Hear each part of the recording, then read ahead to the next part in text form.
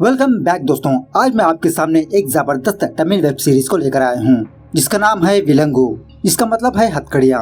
ये web series recently Z5 platform पे release हुई थी। अब सीरीज के बारे में बात करें तो सीरीज में ओवरऑल 7 एपिसोड्स है। एक एपिसोड का ड्यूरेशन 40 मिनट्स के आसपास है। मतलब बहुत ही लंबी सीरीज है, बहुत ही लंबी कहानी है, लेकिन मस्ट वॉचेबल है क्योंकि इस मूवी में काफी सारे ट्विस्ट देखने को मिलते हैं। जैसे जैसे ये सीरीज आगे बढ़ती रहती है, धीरे धीरे एक के बाद एक राज खुलते रहते हैं और क्लाइमैक्स देखकर हम ऑडियंस के मुंह खुले के खुले रह जाएंगे। सो मैं समरी बताकर स्पॉइलर देना नहीं चाहता, लेकिन वीडियो को पूरा देखना जरूर। तो चलिए बिना टाइम वेस्ट के लेट्स स्टार्ट। और उससे पहले लुटा दो प्यार फॉलो इंस्टाग्राम। एपिसोड की शुरुआत में ही रात के वक्त एक अनजान बंदा किसी जंगल में गड्ढा खोदते रहता है किसी की लाश को दफनाने के लिए। तभी उस जंगल के सड़क के रास्ते एक कांस्टेबल गुजरते रहता है। उस कांस्टेबल को उस अंधेरे में कुछ आवाजें सुनाई देती है। वो कांस्टेबल अपनी गाड़ी खड़ा करके टॉर्च लाइट ऑन करके जंगल की तरफ देखने लगता है। पूछने लगता है कि कौन है वहाँ पर, लेकिन कोई भी नजर न आने की वजह से वो कांस्टेबल अपनी गाड़ी लेकर वहाँ से चला जाता है। खैर दूसरे सीन में वेम्बूर नाम के एक गाँव के पुलिस स्टेशन को दिखाया जाता है। इस पुलिस स्टेशन में परिधि नाम का एक ऐसे काम करते रहता है। यही इस सीरीज का हीरो है और इसी तरह कैमरा इधर उधर घूमते हुए उस पुलिस स्टेशन के हर एक बंदे को दिखाया जाता है। सीरीज के दरमियान मैं एक के बाद एक इन लोगों के नाम बताऊंगा। यहाँ पर कैमरा वर्क बहुत ही पसंद आया मुझे। मतलब कैमरा पुलिस स्टेशन के अंदर एंटर होता है और विदाउट कैमरा कट 4 या 5 मिनट तक उस पुलिस स्टेशन के हर एक बंदे को दिखाया जाता है। खैर थोड़ी देर बाद उस पुलिस स्टेशन के सारे पुलिस वाले उस गाँव के टेम्पल के पास जाते हैं क्योंकि इंस्पेक्टर की पोती का कुछ फंक्शन होता है। सो ये इंस्पेक्टर उस टेम्पल जाकर बलि देता है। खैर ये प्रोग्राम होने के बाद वो इंस्पेक्टर परिधि से कहने लगता है कि परिधि मैं कल पुलिस स्टेशन नहीं आ पाऊंगा, तुम ही पुलिस स्टेशन की देखरेख करो, परसों तक मैं वापस आ जाऊंगा, जब तक तुम संभाल लो। ऐसा कहकर इंस्पेक्टर अपने गाँव चला जाता है। खैर जब परिधि वापस पुलिस स्टेशन आता है, एमएलए का एक आदमी परिधि के पास आता है। एक्चुअली इस बंदे का भाई मिसिंग हो चुका है। पुलिस वाले इस बंदे के भाई को ढूंढ रहे हैं, लेकिन वो कहीं पर भी नहीं मिल रहा। सो परिधि इस बंदे से और थोड़ा टाइम देने के लिए कहता है। उसके बाद गांव का एक और बूढ़ा आदमी परिधि के पास आता है और इस बूढ़े आदमी की प्रॉब्लम ये है कि कुछ दिनों बाद इस बूढ़े आदमी की बेटी की शादी है। इन्विटेशन देने के लिए इसके सारे घर वाले दूसरे गाँव गए थे, लेकिन तभी इस बूढ़े आदमी के घर में चोरी हो गई। सारे के सारे गहने चोरी हो गए जो इस बंदे ने अपनी बेटी के लिए रखा। सो परिधि इस बंदे से कंप्लेंट लेकर अपनी टीम के साथ उसके घर जाता है इंस्पेक्शन करने के लिए। परिधि उस घर की इंस्पेक्शन करने पर यह बात पता चलती है कि चोर बहुत ही चालाकी से इस घर में घुस आया और गहनों के साथ साथ लेडीज के ब्रा भी चुरा कर ले गया। वापस आते वक्त परिधि अपने एक कोलीग जिसका नाम होता है करुपू, उससे पूछने लगता है क्या लगता है करुपू किसका काम हो सकता है। सो करुपू कुछ चोर के गैंग्स बताने लगता है। मतलब अगर ये गैंग होती तो दरवाजा तोड़कर आते, वो गैंग होती पीछे रास्ते से आते। सो हर एंगल से सोचने पर यह बात पता चलती है कि यह काम किसी के गैंग का भी नहीं हो सकता, वो चोरी किसी जान पहचान वाले ने की होगी। खैर अब परिधि की पर्सनल लाइफ के बारे में बात करें तो इसकी वाइफ का नाम होता है रेवती, जो फिलहाल प्रेग्नेंट होती है। एक्चुअली इन दोनों की लव मैरिज होती है, इसलिए ये दोनों अपने पेरेंट्स से अलग होकर दूसरे गाँव में अपनी जिंदगी गुजारते रहते हैं। और इसी तरह रेवती हमेशा परिधि से यही शिकायत करती रहती है कि परिधि रेवती को टाइम नहीं देता, यह हमेशा अपनी जॉब ड्यूटी में बिजी रहता है। प्रेगनेंसी के वक्त रेवती यही चाहती है कि परिधि हमेशा इसके साथ रहे, लेकिन परिधि कुछ टाइम के लिए अपने घर आता, दोबारा वो अपने पुलिस स्टेशन चला जाता।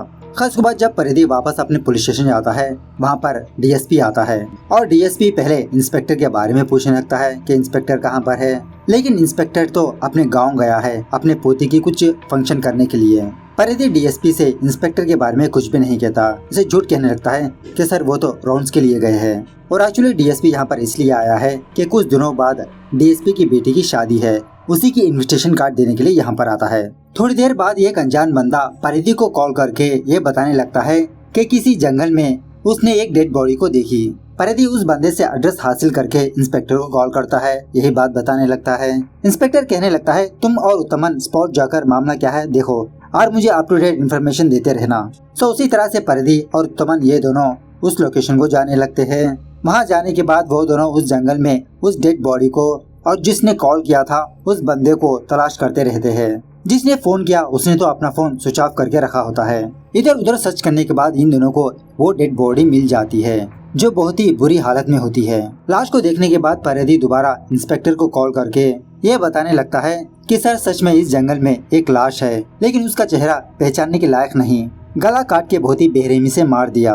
इंस्पेक्टर कहने लगता है तुम ये पता करो कि वो डेड बॉडी एमएलए की ब्रदर इन लॉ की है या नहीं, और उस बंदे को स्पॉट पर बुलाकर डेड बॉडी आइडेंटिफाई करने के लिए कहो। सो देखते ही देखते वहाँ पर काफी सारी भीड़ जमा होती है। परिधि उस बंदे को बुलाता है जिसका भाई मिसिंग है। डेड बॉडी को दिखाकर पहचानने के लिए कहता है। डेड बॉडी को देखने के बाद ये बंदा कहने लगता है नहीं सर, ये मेरा भाई नहीं है, क्योंकि बचपन से ही मेरे भाई को मिडिल फिंगर नहीं है, लेकिन इस डेड बॉडी की पूरी उंगलियां अच्छी खासी है। थोड़ी देर बाद वहाँ पर डीएसपी आता है। वही रूटीन सवालात इन्फॉर्मेशन हासिल कर परिधि से कहने लगता है कि इस गांव में इतना बड़ा हादसा हुआ, तुम्हारा इंस्पेक्टर कहाँ पर है? सुबह से तुम ये वो बहाने बोल रहे हो, उससे कहो वो फौरन मुझे रिपोर्ट करे। ऐसा कहते हुए डीएसपी अपनी गाड़ी के पास जाता है। डीएसपी के साथ साथ परिधि और उत्तपम भी उसके साथ जाते हैं। डीएसपी जाने के बाद जब परिधि और उत्तपम ये दोनों उस डेड बॉडी के पास आते हैं, तब तक उस डेड बॉडी का सर गायब हो चुका होता है। मतलब थोड़ी देर पहले वहाँ पर जो भीड़ आई थी, उन्हीं में से कोई एक बंदा इस डेड बॉडी की सर को चुरा के भाग गया। परिधि फौरन जंगल के बाहर जाकर उस रास्ते से जो लोग जा रहे होते हैं, उन लोगों के सारे थैलियों को चेक करने लगता है, लेकिन किसी के पास भी वो सर नहीं होता। मतलब किलर ने बहुत ही चालाकी से उस भीड़ में आकर उस डेड बॉडी का सर काट के ले गया, क्योंकि अगर सर होगा तो उसकी शिनाख्त होगी, पुलिस उसकी इन्वेस्टिगेशन करेगी, किलर पकड़ा जाएगा। इसीलिए किलर ने सर को ही गायब कर दिया। परिधि यही बात डरते डरते इंस्पेक्टर को कॉल करके बताने लगता है। इंस्पेक्टर परिधि को डांटने लगता है कि तुम सब लोग वहाँ पर रहकर क्या उखाड़ रहे थे, तुम किसी भी तरह करके उस सर को ढूंढ निकालो, मैं डीएसपी को संभाल लूंगा। सो रात होने तक परिधि और उत्तमन ये दोनों उस सर को ढूंढने लगते हैं, कहीं पर भी वो सर नजर नहीं आता। तभी डीएसपी परिधि को कॉल करके ये भी उसको डांटने लगता है कि अगर वो सर नहीं मिला तो तुम्हारी जॉब गई। थोड़ी देर बाद करुपु और कुछ आदमियों के साथ इस जंगल में आता है। सारे लोग उस घने जंगल में उस सर की तलाश में लग जाते हैं। तभी परिधि ये देखता है कि एक अनजान बंदा उस जंगल से भाग रहा है। परिधि उसके पीछे लग जाता है, लेकिन वो बंदा रोड क्रॉस करके दूसरे वाले जंगल में चला जाता है। परिधि से मिस हो जाता है। उसके बाद तभी परिधि को ये इन्फॉर्मेशन मिलती है कि इसकी वाइफ रेवती नीचे गिर गई। इसकी वाइफ को हॉस्पिटल में एडमिट किया गया। ये सुनने के बाद परिधि बहुत घबराने लगता है। मतलब यहाँ पर एक तरफ परिधि की जॉब होती है, दूसरी तरफ इसकी पर्सनल लाइफ, दोनों को बहुत ही मुश्किल से बैलेंस करते रहता है। खैर परिधि करुपी के साथ हॉस्पिटल जाता है। वहाँ जाने के बाद परिधि ये देखता है कि वहाँ पर रेवती के माँ बाप आ चुके होते हैं। रेवती की माँ परिधि को डांटने लगती है कि तुम अपनी पत्नी का ख्याल नहीं रख सकते, और डॉक्टर से ये बात पता चलती है कि रेवती और उसका बच्चा सही सलामत है। कुछ देर में रेवती का ऑपरेशन होगा। खैर सुबह होने के बाद उस क्राइम स्पॉट पर डीएसपी इंस्पेक्टर आते हैं। इंस्पेक्टर डीएसपी को समझाने लगता है कि सर इसमें परिधि की कोई गलती नहीं, वो बेचारा खुद अपनी पर्सनल लाइफ में फंसा हुआ है। सो डीएसपी इस इंस्पेक्टर को 1 हफ्ते का टाइम देता है, उस सर को ढूंढ निकाले, वरना परिधि की जॉब गई। उसके बाद इंस्पेक्टर परिधि के पास से ही 1 लाख रुपए लेकर मीडिया और कुछ लोगों के मुंह बंद करवा देता है, ताकि ये न्यूज बाहर ना आए। और एक्चुअली बेचारा परिधि ये 1 लाख रुपए हॉस्पिटल में पे करने वाला था अपनी वाइफ की डिलीवरी के लिए, लेकिन इस इंस्पेक्टर ने इन पैसों को बांट दिया इधर उधर। थोड़ी देर बाद वहाँ पर फॉरेंसिक वाले आते हैं। एग्जामिनेशन करने के बाद ये बात पता चलती है कि पहले उस डेड बॉडी को किसी दूसरी जगह पर दफनाया गया था।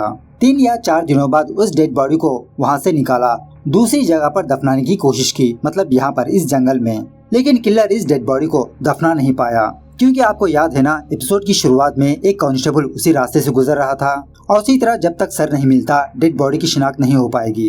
खैर और थोड़ी देर बाद परिधि को उसी जगह पर एक टॉर्च लाइट नजर आती है, जो सर के ऊपर बांधते हैं ना, वो टॉर्च लाइट। उससे ज्यादा परिधि को कुछ भी सबूत नहीं मिलता।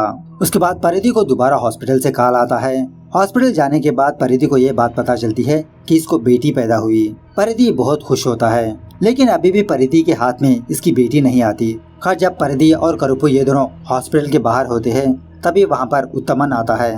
परिधि उत्तमन को वो टॉर्च लाइट दिखाने लगता है। तभी वहाँ पर किच्चा नाम का एक बंदा आता है, जो उसी पुलिस स्टेशन में चाय देने का काम करते रहता है। उत्तमन और किच्चा ये दोनों रेवती को खाना देने के लिए यहाँ पर आते हैं। खैर किच्चा इस टॉर्च लाइट को देखकर ये कहने लगता है कि सर ये तो शिकार करने वाली टॉर्च लाइट है। हमारे गांव के बगल वाले गांव वाले इस टॉर्च लाइट को बहुत ज्यादा यूज करते हैं शिकार करने के लिए। ये सुनने के बाद परिधि, करुपु, उत्तपम ये तीनों शौक में रह जाते हैं। और फिलहाल उस गांव में कुछ फंक्शन चल रहा होता है। उसी की सिक्योरिटी के लिए वहाँ पर परिधि की पुलिस स्टेशन से एक लेडी कांस्टेबल वहाँ पर होती है। परिधि फौरन उस लेडी कांस्टेबल को कॉल करके ये बताने लगता है कि अक्यूज वहीं पर है, तुम सारे लोगों पर नजर रखो, थोड़ी देर में हम लोग वहाँ पर पहुँचेंगे। उसी फंक्शन में हम एक बंदे को देखते हैं और रात में यही बंदा परिधि से बचते हुए भाग रहा था और फिलहाल पुलिसों को देखकर घबरा रहा होता है। खैर अब इस गांव के फंक्शन के बारे में बात करते हैं। चलिए, इस गांव में काफी सारे देवता होते हैं, लेकिन बड़ा देवता का नाम होता है करपू। फंक्शन के वक्त 12 घर वाले यहाँ पर आते हैं और पूजा पाठ के दौरान उन 12 लोगों की बॉडी में 12 देवता आते हैं। और इस गांव का रूल ये है कि इस गांव वाले कुछ चीजों को इधर उधर छुपा के रखते हैं और जिनके बॉडी में करपू देवता आते हैं वो देवता उन चीजों को पहचान लेते हैं और जिस बंदे से वो चीजें पहचानी जाती है गांव वाले उसी बंदे को अपना सरदार मानते हैं, मतलब उसी की बात मानते हैं। सो उस गांव का एक सरपंच अपने आदमी को वहां पर रखता है और उन चीजों के बारे में ऑलरेडी पता चुका होता है ताकि सारे गांव वाले इस सरपंच की बात माने। और इसी रिचुअल के दौरान वो बंदा पुलिस से बचते फिरते रहता है। पुलिस इस बंदे को चारों तरफ से घेर चुकी होती है।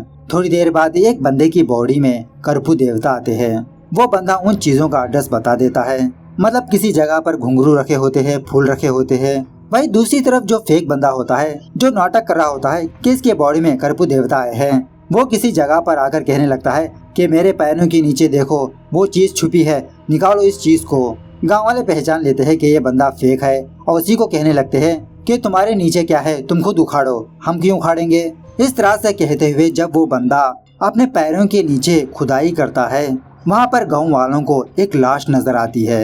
ये लाश देखकर सारे के सारे लोग वहाँ पर हुर फरार होते हैं। अगर हम इस डेड बॉडी के हाथ को देखें तो इसका मिडिल फिंगर आधा कटा हुआ है, मतलब मरा हुआ बंदा एमएलए का ब्रदर इन लॉ होता है और मरे हुए बंदे का नाम होता है सेंगटू।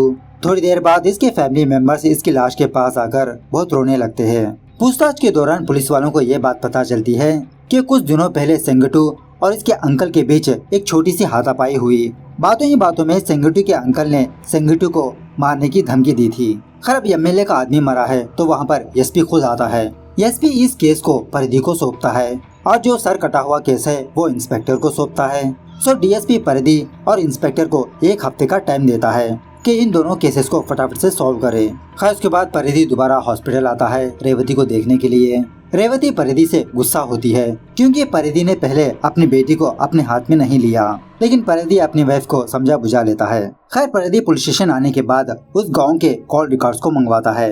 कॉल रिकॉर्ड्स को चेक करने के बाद ये बात पता चलती है कि नॉर्मली 9 बजे के बाद उस गाँव में किसी का भी कॉल नहीं आया, किसी का कॉल नहीं गया, लेकिन एक डेट पर 9 बजे के बाद लगातार कॉल जाता रहा, आता रहा। जब उत्तमन उस नंबर को चेक करने के बाद ये बात पता चलती है कि ये नंबर प्रोफेसर का है, मतलब उस गांव में एक प्रोफेसर रहता है, उसी का है ये। परिधि फौरन उस प्रोफेसर का कॉल रिकॉर्ड्स हासिल करने के लिए कहता है। सो कॉल रिकॉर्ड्स को चेक करने के बाद पुलिस वालों को ये बात पता चलती है कि हर रोज रात वो प्रोफेसर और सेंगटू का अंकल बात किया करते थे।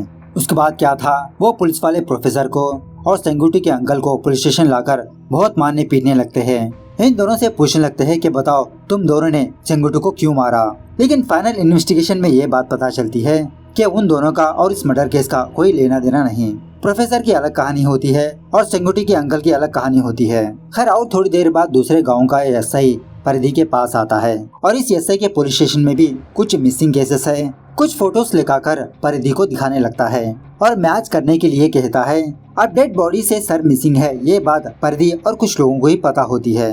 अब परिधि फोटो देखकर क्या पहचानेगा। थोड़ी देर बाद परिधि, करपू, इंस्पेक्टर दोबारा प्रोफेसर और सेंगटू के अंकल के पास आते हैं। इन तीनों को देखकर ये दोनों अचानक से अपना जुर्म कबूल करने लगते हैं। कहने लगते हैं कि सर सेंगटू को हम नहीं मारा, प्लीज हमें मत मारो। इंस्पेक्टर पूछने लगता है कि तुम दोनों को अचानक से क्या हुआ, सुबह में तुम दोनों मना कर रहे थे। इस तरह से पूछते हुए दोबारा इन दोनों को मारने पीटने लगते हैं। बहुत मारने के बाद ये दोनों कहने लगते हैं कि सर आज सुबह उत्तपम और किच्चा हम दोनों के पास आए और कहने लगे कि तुम पुलिस स्टेशन में अपना जुर्म कबूल कर लो और जब कोर्ट में जाओगे इस बात से मना कर दो कि तुम दोनों ने उस बंदे की हत्या नहीं की। मतलब उत्तमन और किच्चा ने इन दोनों को ऐसी सलाह दी होती है।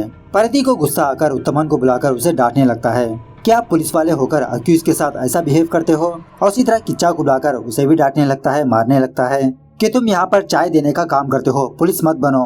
खैर उसी रात को किच्चा परिधि को ये इन्फॉर्मेशन देता है कि इसके बगल वाले घर में चोरी करने के इरादे से कुछ लोग प्लान कर रहे हैं परिधि और उसकी टीम फौरन वहां पर जाकर उन सारे चोरों को गिरफ्तार करती है। उसके बाद परिधि किच्चा के पास आकर सॉरी बोलने लगता है। मतलब आज परिधि ने किच्चा को डांटा था ना, मारा था ना। किच्चा भी कहने लगता है कि सर मैंने ये चीज जानबूझ के नहीं की, उत्तमन सर ने ऐसा कहने के लिए कहा। और यहाँ पर हम ये देखते हैं कि किच्चा की एक छोटी बेटी होती है, इसका नाम भी रेवती होता है, मतलब परिधि की वाइफ का नाम। परिधि उस बच्ची को थोड़े पैसे देकर वहाँ से चला जाता है और किच्चा को दोबारा काम पे आने के लिए कहता है।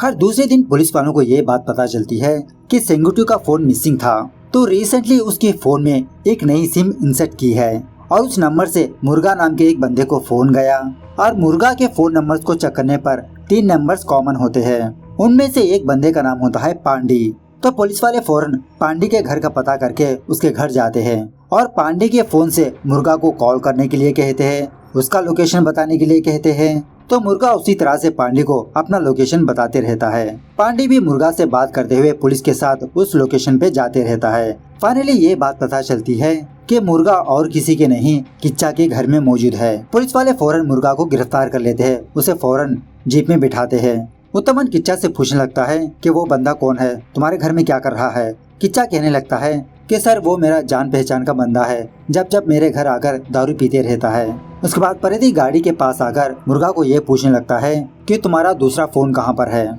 जिसने तुमने अपनी सिम को इंसर्ट किया था, पांडी को कॉल किया था। मुर्गा कहने लगता है, अरे सर वो फोन तो मेरा नहीं, वो फोन तो किच्चा का है, किच्चा नहीं उस फोन में मेरे सिम को डाला। किच्चा बताने लगता है कि सर मेरे पास ऐसा कोई फोन नहीं, लेकिन इसके बावजूद भी पुलिस किच्चा के घर में जाकर उसकी तलाशी लेने लगती है। तलाशी लेने पर पुलिस वालों को सेंगुटू का फोन नजर आता है। उसके बाद क्या था, परिधि किच्चा को भी पुलिस स्टेशन ले जाता है। किच्चा को पुलिस स्टेशन लाने के बाद पुलिस वाले किच्चा के सामने ही उसके दोस्त मुर्गा को बहुत मारने पीटने लगते हैं। किच्चा को नहीं मारते, किच्चा को ऐसे ही 2 दिन तक पुलिस स्टेशन में बिठा के रखते हैं। उसके बाद करपू किच्चा को खाने के लिए खाना देता है। जब किच्चा उस खाने को खाने ही वाला होता है तभी करपू किच्चा की बहुत पिटाई करने लगता है। परिधि भी करपू को नहीं रोकता। बहुत देर के बाद परिधि किच्चा के पास आता है, करपू को मारने से रोकता है। किच्चा से पूछने लगता है, देखो किच्चा सच क्या है वो सब कुछ बता दो। बहुत पूछने के बाद किच्चा परिधि से कहने लगता है, सर वो मेरा ही फोन है, एक दिन मैंने एक बंदे के पास खरीदा सर। ऐसा कहते हुए किच्चा पुलिस वालों को एक बार के पास ले जाता है। कहने लगता है कि सोमवार को इसी जगह पर एक बंदा बैठा था, मैंने उस बंदे को बहुत दारू पिला के उससे फोन खरीदा सर। परिधि उस बार के ओनर के पास आकर उस बंदे के बारे में पूछने लगता है। वो बंदा कहने लगता है, हाँ सर उस दिन एक बंदा आया था, बहुत देर तक दारू पीता रहा, अब वो बंदा कौन है किसी को नहीं पता। परिधि दोबारा किच्चा के पास आकर पूछने लगता है कि तुमने फोन क्यों खरीदा। किच्चा बताने लगता है, सर मेरी बेटी को फोन चाहिए था, उसी तरह का फोन मैंने उस बंदे के पास देखा, इसीलिए मैंने उस बंदे से फोन खरीदा। परिधि कहने लगता है, अरे पागल वो चोरी किया हुआ फोन नहीं, वो मरा हुआ सेंगुटू का फोन है। तभी वहाँ पर इंस्पेक्टर आता है। परिधि से कहने लगता है, इस बार के बाहर कुछ दूरी पर एक एटीएम डब्बा है, उसका सीसीटीवी फुटेज चेक करो, किच्चा को दिखाओ वो बंदा कौन है। सो उसी तरह से उत्तमन उस सीसीटीवी फुटेज को हासिल करके किच्चा को दिखाने लगता है। पहचानने के लिए कहता है कि वो बंदा कौन है, लेकिन किच्चा को उस फुटेज में वो बंदा नजर नहीं आता। खैर दूसरे दिन सुबह सवेरे वो बूढ़ा आदमी आता है पुलिस स्टेशन, जिसके घर में चोरी हुई थी ना। सो पुलिस वालों ने रिसेंटली 4 या 5 लड़कों को चोरी के इल्जाम में पकड़ा था। परिधि उन सारे लोगों को सेल से बाहर निकालकर उनको टॉर्चर करने लगता है। फाइनली परिधि को एक बंदे पर शक होता है। इस बंदे को मार पीट कर पूछने लगता है कि बताओ तुमने चोरी किया हुआ माल कहाँ पर बेचा, कहाँ पर रखा। वो चोर कहने लगता है, सर मैंने चोरी किया हुआ माल एक सेठ को बेच दिया। सो परिधि और उसकी टीम फौरन उस सेठ के दुकान के पास जाते हैं, मतलब यही सेठ चोरी का माल लेता है। परिधि इस सेठ को पुलिस स्टेशन ले जाता है। पुलिस स्टेशन आने के बाद हेड कांस्टेबल परिधि को कुछ फोटोग्राफ्स ले आके दिखाता है, मतलब इन फोटोग्राफ्स में जो बंदे हैं वो सारे के सारे मिसिंग है और दूसरे पुलिस स्टेशन से परिधि को ये फाइल आई है। सो परिधि किच्चा से ही कहने लगता है कि तुम इन सारे फोटोग्राफ्स को नोटिस बोर्ड में चिपका दो। और थोड़ी देर बाद उस सेठ का भाई चोरी किए हुए सारे के सारे माल को पुलिस स्टेशन लाता है और परिधि यहाँ पर एक सेटलमेंट करता है, मतलब इस बूढ़े आदमी के घर से 45 ग्राम सोना चोरी हो गया, लेकिन जो गहने इस बूढ़े आदमी के घर से चोरी हो गए वो गहने इस सेठ के पास नहीं होते। सो परिधि इस बूढ़े आदमी और उसके लॉयर से एक छोटी सी डील बात करता है। परिधि उस सेठ से इस बूढ़े आदमी को 25 तोले सोना दिलवाएगा। इन गहनों से ये अपनी बेटी की शादी तैयारी कर दे। अगर दूसरे पुलिस स्टेशन में इस बूढ़े आदमी का सोना मिला होगा तो वो रिकवर करके दिलवाएगा। तो ये सुनने के बाद ये बूढ़ा आदमी और उसका लॉयर मान जाते हैं। तभी परिधि उन गहनों में से एक लॉकेट को देखता है। सोचने लगता है कि इसने इस लॉकेट को कहीं पर देखा। और वो लॉकेट और किसी का नहीं, मरा हुआ सेंगिटू का होता है। मतलब इस सोने में मरे हुए लोगों का सोना भी जमा होता है। उसके बाद क्या था, परिधि उस सेठ को दोबारा मारने पीटने लगता है, पूछने लगता है कि ये लॉकेट कहाँ का, किसने लाके दिया तुमको। और इसी तरह पुलिस वाले दूसरे चोरों को भी मारने लगते हैं, पूछने लगते हैं कि ये लॉकेट किसने चोरी किया, सच सच बता दो। चोर कहने लगते हैं कि इन्होंने उस लॉकेट को नहीं चुराया, और उसी तरह उस सेठ को भी याद नहीं इसको किसने दिया। थोड़ी देर बाद किच्चा इन सारे लोगों को चाय देने के लिए आता है। किच्चा को देखने के बाद वो सेठ किच्चा से कहने लगता है, अरे किच्चा, एक दिन तुम भी मेरे दुकान आए थे ना कुछ बेचने के लिए। किच्चा कहने लगता है, मार खा के तुम्हारा दिमाग सटक गया है सेठ। लेकिन इन दोनों की बातें दूसरे कमरे से परिधि सुन लेता है। परिधि चोरी चुपके उस सेठ के पास आकर पूछने लगता है कि सेठ, अच्छे से याद करके बताओ, क्या किच्चा सच में हमारी दुकान आया था? तो बहुत सोचने के बाद सेठ कहने लगता है, हाँ साहब, मुझे पक्का यकीन है एक दिन किच्चा मेरी दुकान आया था। और इसी तरह परिधि इस बात को और कंफर्म करने के लिए सेठ के दुकान के पास जो सीसीटीवी कैमरा होता है उसकी फोटो चेक करता है। तो सच में एक दिन किच्चा इस सेठ की दुकान आया था। उसके बाद क्या था, पुलिस वाले दोबारा किच्चा की बहुत पिटाई करने लगते हैं, पूछने लगते हैं कि ये चेन कहाँ की। किच्चा के बारे में इंक्वायरी करने के बाद पुलिस वालों को कुछ बातें पता चलती है कि किच्चा की एक माँ है, एक भाई था। कुछ सालों पहले किच्चा की भाई की शादी हो गई थी, लेकिन किसी एक्सीडेंट में किच्चा की भाई की मौत हो गई। और कुछ दिनों बाद किच्चा ने अपने भाई की बीवी से शादी कर ली। खैर, और थोड़ी देर बाद परिधि दोबारा किच्चा के पास आकर उस चेन के बारे में पूछने लगता है कि वो चेन तुमको कैसे मिली। फाइनली किच्चा जो हुआ वो बताने लगता है। एक दिन सेंगिटू किच्चा के घर के रास्ते से गुजर रहा था। किच्चा सेंगिटू को देख लेता है। एक्चुअली किच्चा और सेंगिटू ये दोनों पुराने दोस्त है। किच्चा सेंगिटू को अपने घर बुलाता है चाय वाय पिलाने के लिए। किच्चा अपनी बीवी सेल्वी से कहने लगता है कि देखो हमारे घर कौन आया, एमएलए का ब्रदर इल्ला, जाओ जाके चाय बनाओ। थोड़ी देर बाद सेल्वी कहने लगती है कि इनके घर में दूध की पैकेट नहीं। किच्चा अकेले दूध की पैकेट लाने के लिए दुकान जाता है। जब किच्चा दूध की पैकेट लेकर अपने घर आता है तो ये ना देखने वाली चीज देख लेता है। मतलब सेंगिटू और सेल्वी ये दोनों रोमांस कर रहे होते हैं। किच्चा वहीं पर बैठकर रोने लगता है। सेंगिटू को कहने लगता है, अरे मैंने तुम्हारे भरोसे पे मेरी बीवी को छोड़कर गया, तुम तो मेरी अपनी बीवी पर ही बुरी नजर डाली। बेचारा सेंगिटू घबराते हुए उस घर से भाग जाता है। कहने लगता है कि किच्चा तुम ये बात किसी को मत बताना। उसके बाद से किच्चा और सेंगिटू के बीच बातें नहीं रही। लेकिन एक दिन सेंगिटू किच्चा को अपने पास बुलाया, उसे दारू पिलाया। बातों ही बातों में सेंगिटू दोबारा किच्चा की वाइफ के बारे में अनाप शनाप बकने लगा कि तुम्हारी वाइफ बहुत ही अच्छी फिगर है, पता नहीं तुम अपने हाथों से उसको कहां कहां पर टच किया, दो मुझे वो हाथ दे दो। अब किच्चा पहले से ही दारू पी के रखा था। बहुत गुस्सा आने की वजह से किच्चा एक पत्थर लेकर सेंगुटी के सर पे मार देता है। उसके बाद सेंगुटी की लाश को वहीं पर दफना दिया और वही लाश उस गांव के फेस्टिवल में मिली थी। उसके बाद पुलिस वालों ने किच्चा के फोन रिकॉर्ड्स को चेक करने पर किच्चा और एक और बंदे के बीच बहुत सारी बातें हुई थी। पुलिस वाले उस बंदे को बुलाते हैं। परिधि इस बंदे से पूछने लगता है कि तुम तो ठहरे गवर्नमेंट एम्प्लॉय, किच्चा ठहरा एक मामूली आदमी, तुम दोनों के बीच क्या बातें होती थी हर रोज रात। ये बंदा परिधि को साइड में ले जाकर जो सच है वो बताने लगता है कि एक दिन इस बंदे ने सेल्वी को देखा जो बहुत ही खूबसूरत थी। बहाना बनाकर वो बंदा हर रोज किच्चा के घर के पास मंडराता रहा। एक दिन इस बंदे को किच्चा ने देख लिया। अब किच्चा गांव के हर एक बंदे को जानता है और ऊपर से ये बंदा ठहरा गवर्नमेंट एम्प्लॉय। किच्चा इस बंदे को भी अपने घर बुलाता है चाय पिलाने के लिए। घर में आने के बाद अपनी वाइफ सेल्वी से कहने लगता है कि चाय बनाओ। सेल्वी कहने लगती है कि घर में दूध की पैकेट नहीं। जब किच्चा दूध की पैकेट ले आया, सेल्वी और वो बंदा एक दूसरे के ऊपर नीचे होते हैं। ये देखकर किच्चा वहीं पर बैठ के रोने लगता है और उस बंदे से कहने लगता है कि मैंने तुम्हारे भरोसे पर मेरी बीवी को छोड़कर गया, ये तुमने क्या कर दिया। अब ये बंदा ठहरा इज्जतदार आदमी। वो बंदा घबराते हुए किच्चा की जेब में कुछ पैसे रखकर वहाँ से भाग गया। लेकिन किच्चा यहीं पर बस नहीं हुआ। किच्चा हर रोज इस बंदे को कॉल करके इसको ब्लैकमेल करने लगा, कभी सोना कभी पैसा मांगने लगा। ये बंदा उसी तरह से किच्चा को देने लगा। खैर, और इन्वेस्टिगेशन करने के बाद पुलिस वालों को ये बात पता चलती है कि ऐसे बहुत सारे लोग हैं जो किच्चा और उसके वाइफ के हाथों धोखा खा गए। मतलब ये सब कुछ किच्चा और सेल्वी का नाटक था। सारे लोगों को अपने घर बुलाते, उनको ब्लैकमेल करते और इसी तरह जो लोग किच्चा से धोखा खाए वो सारे लोग परिधि को कॉल करके ये कहने लगते हैं कि सर आप ही किसी तरह से मेरे सोने को ढूंढ के लाके दो, किच्चा ने मुझे भी धोखा दिया। खैर, परिधि ये सारी बात इंस्पेक्टर को बताता है और 2 दिन का मोहलत मांगने लगता है। मतलब परिधि ये जानना चाहता है कि किच्चा ने और कितने लोगों को धोखा दिया और उनके सोने के माल को कहां पर बेचा। इंस्पेक्टर इसको परमिशन दे देता है। उसके बाद परिधि किच्चा को चाय लाने के लिए कहता है। ये सुनने के बाद सारे के सारे पुलिस वाले शॉक में रह जाते हैं। मतलब किच्चा एक अक्यूज है और अक्यूज को बाहर भेजना ये तो रूल के खिलाफ। उत्तमन यही बात परिधि से पूछने लगता है। परिधि इसको कुछ भी जवाब नहीं देता। मतलब परिधि को पक्का यकीन होता है कि किच्चा कहीं पर भी नहीं भाग सकता। सो किच्चा उसी तरह से बाहर जाकर परिधि के लिए चाय लेकर आता है। उसके बाद परिधि सारे पुलिस वालों को ये बताता है कि आज के बाद से पुलिस स्टेशन का जो भी काम हो वो किच्चा को ही बताएगा।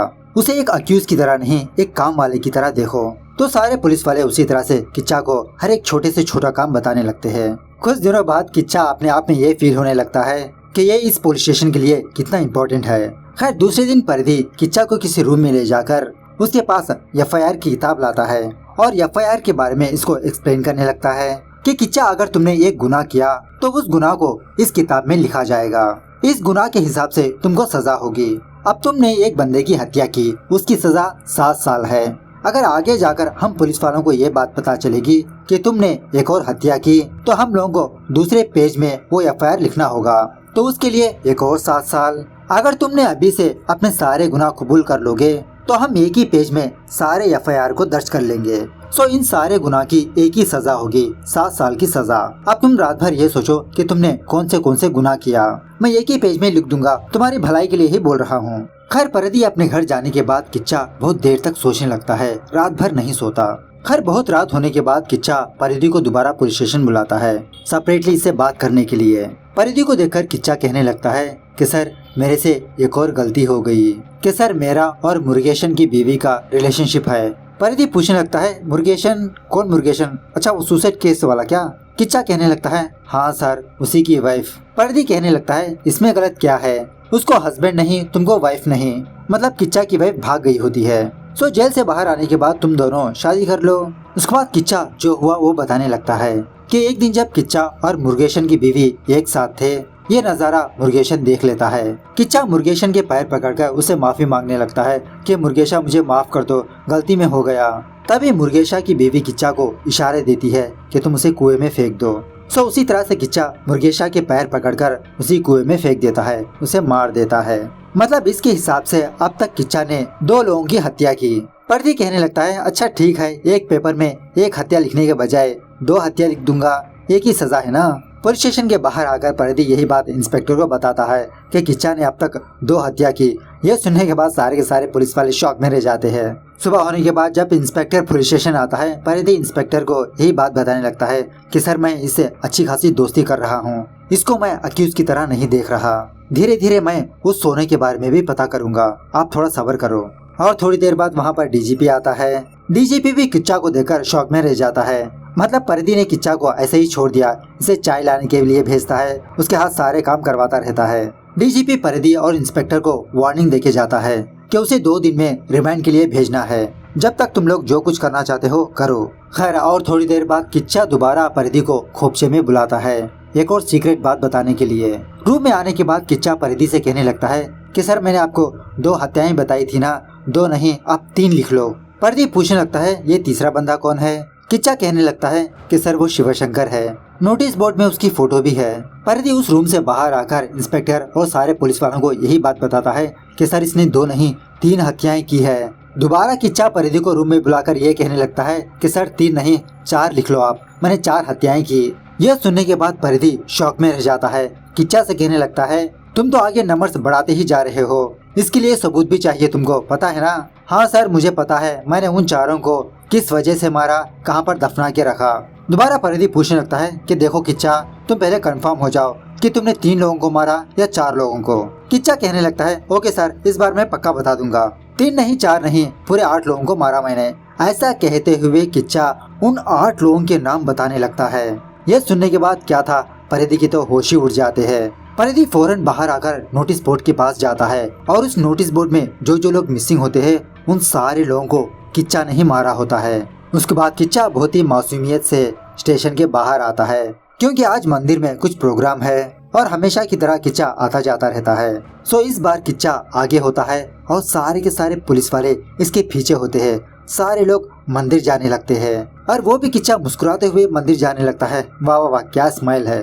खैर मंदिर आने के बाद सारे के सारे लोग खाना वाना खाते हैं। खाना खाने के बाद रूटीन की तरह सारे के सारे पुलिस वाले उस खाने को पैक करके अपने घर ले जाते हैं। सो आदत से मजबूर उत्तमन खाना पैक करके किच्चा को देता है कहने लगता है कि ये खाना परिधि के घर में दे आओ। ये देखने के बाद परिधि उत्तमन को डांटने लगता है कि घर में मेरी बीवी बच्ची है और उसने 8 मर्डर्स किया, पता नहीं मेरी बीवी को क्या करेगा। सो सेफ्टी के लिए परिधि अपने हाथ में गन लेकर किच्चा के पीछे पीछे जाने लगता है अपने घर। खैर घर में आने के बाद किच्चा ये देखता है कि परिधि की वाइफ और उसकी छोटी बच्ची सो रहे हैं, लेकिन किच्चा उन दोनों को कुछ भी ना करते हुए परिधि की वाइफ पर चादर उड़ा के आता है और उसी वक्त परिधि खिड़की से ये सारी चीजें देखता रहता है। तब जाके परिधि को थोड़ा तसल्ली मिलती है। उसके बाद जब परिधि और किच्चा ये दोनों अपने पुलिस स्टेशन जाते हैं, वहाँ पर ऑलरेडी परिधि का हायर ऑफिसर आ चुका होता है। किच्चा को देखकर परिधि को, इंस्पेक्टर को, डीएसपी को, सारे लोगों को डांटने लगता है कि तुम एक अक्यूज को बाहर कैसे भेज सकते हो। ऐसा कहते हुए वो हायर ऑफिसर किच्चा पर हाथ डालता है। परिधि अपने हायर ऑफिसर को दूर ढकेल देता है। ये देखकर इस हायर ऑफिसर को बहुत गुस्सा आता है और शायद परिधि को सस्पेंड कर देता है। उसके बाद वो पुलिस वाले किच्चा को सेल में डालकर दोबारा बहुत धुलाई करने लगते हैं। बहुत मार खाने के बाद किच्चा उस हायर ऑफिसर के सामने इस बात से मुकर जाता है कि इसने उन 8 हत्याओं को नहीं किया।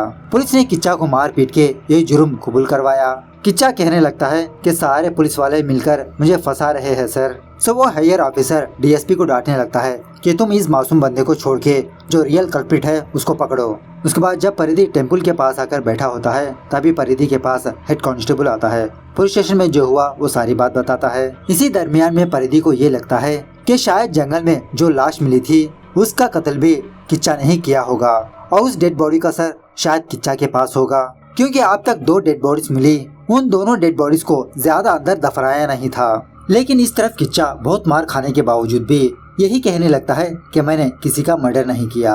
डीएसपी और इंस्पेक्टर ये सोचने लगते हैं कि हम किच्चा को परिधि के जैसा ट्रीट करेंगे, शायद तब तो वो सच बोलेगा। सो डीएसपी किच्चा को बाहर बुलाकर उसे चाय लाने के लिए कहता है, लेकिन किच्चा चाय लाने के बजाय वो भागने लगता है। तभी पुलिस वाले देखकर किच्चा को पकड़ लेते हैं और दोबारा सेल में लाकर इसको बहुत मारने पीटने लगते हैं, टॉर्चर करने लगते हैं। लेकिन फिर भी किच्चा कुछ नहीं बताता। फाइनली डीएसपी ये ठान लेता है कि ये परिधि को स्टेशन बुलाएगा। किच्चा के लिए परिधि ही ठीक है। सो थोड़ी देर के बाद परिधि पुलिस स्टेशन आता है और किच्चा को इस हालत में देखकर इसके तो होश ही उड़ जाते हैं। फौरन किच्चा के हाथ पैर खोलने के लिए कहता है, इसको शर्ट पहनाता है, लुंगी पहनाता है, हॉस्पिटल ले जाकर इसका ट्रीटमेंट करवाता है क्योंकि किच्चा बहुत जख्मी होता है। उसके बाद परिधि किच्चा को एक होटल में लाता है, अच्छा सा खाना खिलाता है। वहाँ से किच्चा के घर लाता है। कहने लगता है कि तुम तुम्हारी बेटी को देख कर आओ, मैं उस बगल वाले गली में रुकता हूँ। मतलब परिधि ये देखना चाहता है कि किच्चा अभी भी इसको भरोसा करता है या नहीं। थोड़ी देर के बाद किच्चा अपने घर में जाकर अपनी माँ और अपनी बेटी से बात करके बाहर आता है। बाहर आने के बाद परिधि का वेट करते रहता है, मतलब किच्चा भागता नहीं। उसके बाद परिधि किच्चा को लेकर एक पेड़ के पास ले जाता है। उस पेड़ के नीचे ये दोनों बैठते हैं। परिधि अपने पर्सनल लाइफ के बारे में, अपनी वाइफ के बारे में, अपनी बेटी के बारे में, अपने पेरेंट्स के बारे में किच्चा से शेयर करने लगता है और ये भी कहने लगता है कि किच्चा मेरे लिए ये जॉब बहुत ही जरूरी है क्योंकि मेरे फादर यही चाहते थे कि मैं पुलिस वाला बनूं। बहुत ही मेहनत करके मैं पुलिस वाला बना, लेकिन आज मैं तुम्हारी वजह से सस्पेंड हो गया। किच्चा भी अपने बारे में परिधि से कुछ शेयर करने लगता है। कहने लगता है कि सर ये दुनिया बहुत ही मतलबी है। इस गांव के सारे लोग मेरा इस्तेमाल किया, मुझे हर एक काम बताते रहे और ऊपर से मेरी तनख्वाह भी कम। सारे लोगों के नजरिए में मैं एक निकम्मा हूँ और मेरे घर में भी पहले शादी मेरे छोटे भाई की हुई थी, किसी ने भी मुझे लड़की नहीं दिया। कुछ दिनों बाद मेरे भाई का एक्सीडेंट हो गया, वो मर गया। उसके बावजूद भी उसकी बीवी सेल्वी हमारे घर में रहने लगी क्योंकि वो अपने मायके जाना नहीं चाहती। कुछ दिनों बाद मैंने सेल्वी से शादी कर ली। हम दोनों की जिंदगी अच्छी खासी गुजरने लगी। हम दोनों की एक बेटी पैदा हुई, उसी का नाम है रेवती। लेकिन एक दिन किच्चा ने सेल्वी के हाथ में एक कीमती फोन देखा। पूछने लगा कि ये फोन कहाँ का है। सेल्वी कहने लगती है कि मैं किसी के पास सोकर इस फोन को हासिल नहीं किया, मैंने लोगों को धोखा दिया क्योंकि तुम्हारी कमाई से हमारा घर तो नहीं चल सकता। अगर मैं काम करने के लिए गई, सारे लोगों की बुरी नजर मुझ पर होती है, सारे लोग मुझे हासिल करना चाहते हैं, इसलिए मैंने सोचा कि मैं लोगों को धोखा दूं। ये सुनने के बाद किच्चा के दिमाग में एक जबरदस्त आइडिया आता है। किच्चा सेल्वी के साथ मिलकर काफी सारे लोगों को धोखा देने लगा जैसा पहले हुआ था और उसी तरह उन लोगों को ब्लैकमेल भी करने लगा। इस तरह से किच्चा और सेल्वी की जिंदगी गुजर रही थी। लेकिन वन फाइन डे सेल्वी अपने बीएफ के साथ भाग गई। ये देखने के बाद किच्चा के तो होश ही उड़ जाते हैं। सोचने लगता है कि अब तक तो इसकी जिंदगी जैसे तैसे गुजर रही थी, अब ये कैसे कमाएगा, गांव में इसको कोई भी नौकरी नहीं देगा, ये अपनी बेटी को कैसे पालेगा। सो किच्चा पैसे कमाने का एक और रास्ता अपनाया। किच्चा उस गांव के हर एक बंदे के पास जाकर ये कहने लगा कि हमारे गांव में बहुत बड़ा खजाना छुपा है और उस खजाने को कैसे बाहर निकालना है मुझे आता है। इस तरह से किच्चा उन लोगों के साथ मिलकर झूठी पूजा करने लगा। जब वो लोग अपनी आंखों पर पट्टी बांध के पूजा पाठ कर रहे होते हैं, किच्चा एक बड़ा सा पत्थर लेकर उनके सर पर मार देता और उनके पास जो गोल्ड होता है वो सारा का सारा हासिल कर लेता है। मतलब किच्चा उन्हीं लोगों को मारता है जो बहुत बड़े मालदार होते हैं। तभी परिधि का सुपीरियर परिधि को कॉल करके दोबारा ऐसे डांटने लगता है कि तुम मना करने के बावजूद भी अक्यूज को बाहर ले गए, फौरन पुलिस स्टेशन आओ। सो परिधि उसी तरह से किच्चा को लेकर पुलिस स्टेशन आता है। डीएसपी से कहने लगता है कि सर किच्चा ने 4-5 लोकेशन का पता बता दिया, मतलब जहाँ पर किच्चा ने उन लाशों को दफनाया था, लेकिन अभी तक उस सर के बारे में कुछ भी नहीं कहा। डीएसपी कहने लगता है कि तुम्हारे पास आज ही का दिन है, जितना इन्फॉर्मेशन किच्चा से हासिल करना चाहते हो हासिल करो। उसके बाद किच्चा परिधि और कुछ पुलिस वालों को उन जगह पर ले जाता है जहाँ पर किच्चा ने उन लाशों को दफनाया था। सो किच्चा ऑलमोस्ट सारे लाशों का पता बता देता है। इसी दरमियान में परिधि को ये टेंशन होती है कि किच्चा ने अभी तक उस सर के बारे में कुछ भी नहीं कहा, मतलब अगर सर मिला तभी परिधि दोबारा इस ड्यूटी में ज्वाइन हो सकता है। उसके बाद किच्चा अपने सारे गुनाह पेपर में लिखकर अपना सारा जुर्म कबूल कर लेता है। 2 या 3 दिनों बाद किच्चा को कोर्ट में जाना होगा, जब तक किच्चा दूसरे जेल में रहेगा। सो इस तरह से किच्चा को दूसरे जेल में भेज देते हैं। रात होने के बाद किच्चा अपनी सारी स्टोरी एक बंदे को बताता है। वो बंदा किच्चा को देखकर कहने लगता है, अरे यार तुम तो बहुत ही बेवकूफ निकले, उस पुलिस वाले ने तुमसे दोस्ती कर कर तुम्हारे सारे गुनाह कबूल करवा लिया, कैसे आदमी हो तुम। किच्चा कहने लगता है, बेवकूफ मैं नहीं, मैंने पुलिस वालों को बेवकूफ बनाया। इस तरह से असली कहानी बताने लगता है। एक्चुअली किच्चा उस पुलिस स्टेशन में 3 साल से काम कर रहा होता है। जब किच्चा 8 लोगों को मार दिया था, तभी किच्चा को ये बात पता चलती है कि अगर डेड बॉडी का सर नहीं मिला तो ये केस किसी काम का नहीं, मतलब पुलिस जितना भी कोशिश कर ले अक्यूज को नहीं पकड़ सकती। अब किच्चा ये सोचने लगता है कि इसने जितने लोगों को मारा कभी न कभी वो लाशें बाहर आएंगी, कभी न कभी किच्चा पकड़ा जाएगा। सो किच्चा ने ये सोचा कि किच्चा किसी एक बंदे का सर धड़ से अलग कर देगा। मौका देकर किच्चा जंगल में जाकर एक बंदे की लाश को जमीन से बाहर निकालता है। उस लाश का सर काटने लगता है, लेकिन तभी उसी रास्ते से एक कांस्टेबल गुजरने लगता है। इस कांस्टेबल को देखकर किच्चा फौरन वहाँ से भाग जाता है। यही सीरीज के स्टार्टिंग में दिखाया गया था। लेकिन सुबह होने के बाद पुलिस वालों को उस लाश के बारे में पता चल गया। सारे लोग वहाँ पर जमा हो गए। तो जब उस लाश के पास कोई भी नहीं था, किच्चा मौके का फायदा उठाकर उस लाश का सर अलग करके एक थैली में लेकर वहाँ से भागने लगा। लेकिन तभी उसी जंगल में एक कुत्ता किच्चा के पीछे लग जाता है। सो किच्चा दूसरे जंगल में उस सर को फेंक के वहाँ से भाग जाता है। मौके की तलाश में होता है कि किस तरह से उस जंगल से उस सर को निकाले, क्योंकि वहाँ पर चारों तरफ पुलिस फैली है। इसी दरमियान में परिधि को एक हंटिंग टॉर्च लाइट नजर आती है। किच्चा पुलिस वालों को भटकाने के लिए ये कहने लगता है कि ये टॉर्च लाइट हमारे गांव के बगल वाले गांव वालों की है। लेकिन किच्चा की बदकिस्मती ये थी कि उसी गांव में सेंगुटू की लाश मिली। सो इसी इंक्वायरी के दौरान सेंगुटू के अंकल और एक प्रोफेसर इस केस में फंस गया था।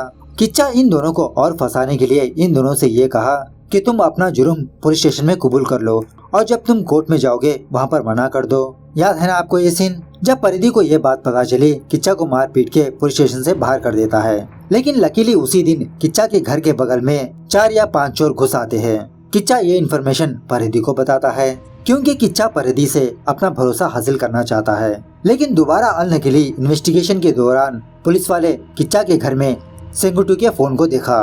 पुलिस वाले किच्चा को मारने पीटने लगे। किच्चा दोबारा पुलिस वालों को एक झूठ कहने लगता है कि किच्चा ने इस फोन को एक बंदे के पास खरीदा जो बार में बैठकर बहुत दारू पी रहा था। अब पुलिस वालों को ये बंदा इसलिए नहीं मिला क्योंकि किच्चा ने उस बंदे को ऑलरेडी मार दिया था। वही जो जंगल में लाश पाई गई थी ना, वही बंदा है वो। उसके बाद किच्चा की जिंदगी में एक और प्रॉब्लम आई। पुलिस स्टेशन में जो 5 चोर थे उन्होंने सेठ का नाम लिया। सेठ के जरिए से पुलिस वाले किच्चा तक पहुँचे। सो दोबारा पुलिस वाले किच्चा को बहुत मारने पीटने लगे, पूछने लगे कि ये लॉकेट कहाँ का। सो किच्चा बचने के लिए पुलिस वालों को एक झूठी कहानी बताई कि एक दिन सेंगुटू इसके घर आया, इसकी बीवी के साथ कांड करने की कोशिश की। कुछ दिनों बाद जब सेंगुटू किच्चा ये दोनों मिले, गुस्से में आकर किच्चा सेंगुटू को मार दिया। इस तरह से फाइनली किच्चा का जुर्म पकड़ा जाता है। अब किच्चा को ऑलरेडी एफआईआर के बारे में पता होता है, क्योंकि किच्चा 3 साल से उसी पुलिस स्टेशन में काम कर रहा था। किच्चा सोचने लगता है कि अगर ये जेल गया तो इसका बेटी का क्या होगा, इसकी बेटी तो अनाथ हो जाएगी। इसीलिए किच्चा परिधि का भरोसा हासिल करने के लिए एक के बाद एक अपना जुर्म कबूल करते गया और परिधि को ये लगता था कि परिधि किच्चा के पास से सच खींच रहा है। हालांकि ऐसा नहीं था। किच्चा खुद परिधि का भरोसा जीत रहा था ताकि परिधि इसकी बेटी का ख्याल रखे। खैर दूसरे दिन परिधि और कुछ लोग उस जेल के पास आकर किच्चा को कोर्ट ले जाने लगते हैं। इसी रास्ते के दौरान किच्चा गाड़ी रोकने के लिए कहता है। परिधि से कहने लगता है कि सर मुझे आपसे कुछ जरूरी बात करनी है सीक्रेट में। किच्चा की बात सुनने के बाद परिधि फौरन जंगल में दौड़ने लगता है। थोड़ी दूर जाने के बाद पुलिस वालों को वो कटा हुआ सर नजर आता है और एक्चुअली यहाँ पर परिधि और किच्चा के बीच एक डील होती है कि जब किच्चा जेल चला जाएगा परिधि इसकी बेटी का ख्याल रखेगा। उसके बाद सीन 6 महीनों बाद शिफ्ट होता है। इस केस को सॉल्व करने पर पुलिस डिपार्टमेंट परिधि और कुछ लोगों को एक छोटा सा तोहफा देती है और बेचारे परिधि को 2000 रुपए मिलते हैं। परिधि इन 2000 रुपए से एक केक खरीदता है क्योंकि आज रेवती का बर्थडे है, मतलब किच्चा की बेटी का बर्थडे। परिधि किच्चा की बेटी को अच्छे से स्कूल में दाखिला करवाया, अपनी बेटी की तरह पाल रहा होता है। इस तरह से ये वेब सीरीज यहाँ पर दी एंड होती है। तो सीरीज कैसे लगी कमेंट करके बताना जरूर। मिलते हैं अगली वीडियो में, तब तक take care, bye bye, see you soon.